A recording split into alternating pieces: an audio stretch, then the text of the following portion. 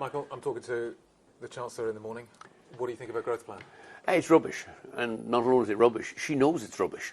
We've given her a growth plan. We said, wrote her in December, said scrap APD, cost 4 billion. It's not big in the UK budget terms, but we would deliver 50% traffic growth, and not just in London, but across all the regional airports of the UK in the next 4 years.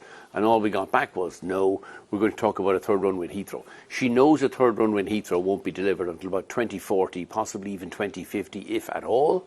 This is a dead cat she's throwing up on the table to mask the fact that she has no growth plan. If you want a growth plan, abolish APD. It puts money back in the pockets of UK families, UK visitors, and it will result in dramatic growth across not just London but the regions. Give me some numbers on that. Well, cost of UK, total tax take from APD in 1 year is 4 billion. Total UK spending in a year is about 1,200 billion. So you're talking about 3% of the budget. It's pretty small.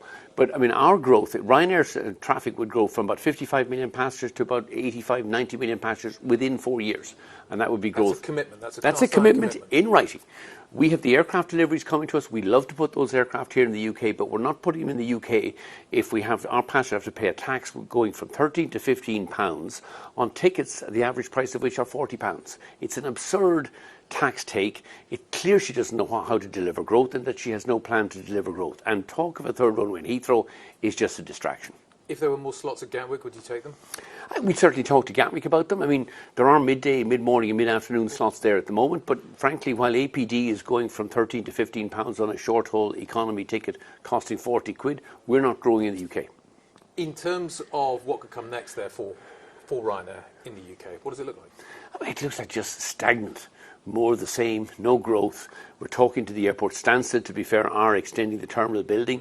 We have a plan there which, was subject to an agreement on costs. We could probably grow from 20 to 30 million passengers, but not while Rachel Reeves keeps raising taxes on low-cost air travel to and from the UK. In terms of the new aircraft you've just talked about, Kelly Oldberg said Tuesday that he thinks he can get to 42 737s by the end of this year. Yeah, I think that's probably right. Do you think that's a realistic number? I think it's realistic. I think they'll be at 38 by the end of the summer, say September.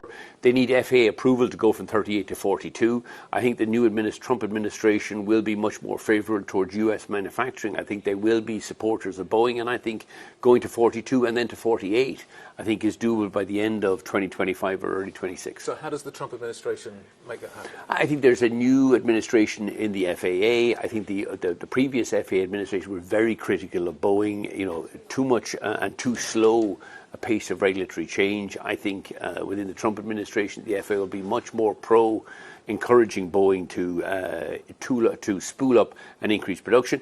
And to be fair to Boeing, the quality of what they're producing, the fuselages in Wichita, the aircraft in Seattle, has dramatically improved in the last 12 or 18 months. Trump seems to be anti-green. What does that mean for aviation? I mean, I think that, in the short term, I think he's going to drive down the price of oil.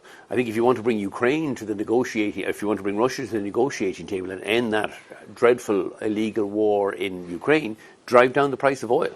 Nothing is going to cause pain on Russia faster than oil at $40 a barrel. So I think he will. I think they will increase US oil production. I don't think oil will go to $40 a barrel. But if it lowers the price of oil, that's also one of the ways the world economy can recover and grow. We need lower cost energy.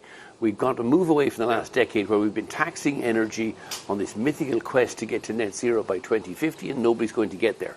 We need growth now, and cheaper energy is the way to deliver that. Do you think he kills SAF? Do you think he kills the movement towards SAF? I think SAF is kind of disappearing anyway. Like the US oil, the US how does the industry get to its targets? I don't think it does. I mean, I think those targets in 2050 are certainly going to move back. There will not be 10%. Nobody's going to produce the 10% of SAF that we're committed to by 2030. It's simply not going to be available.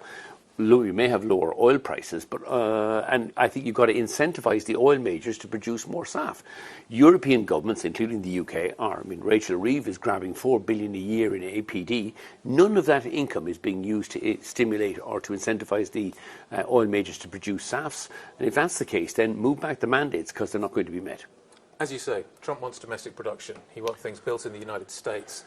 He's likely to put tariffs on those that don't build in the United States.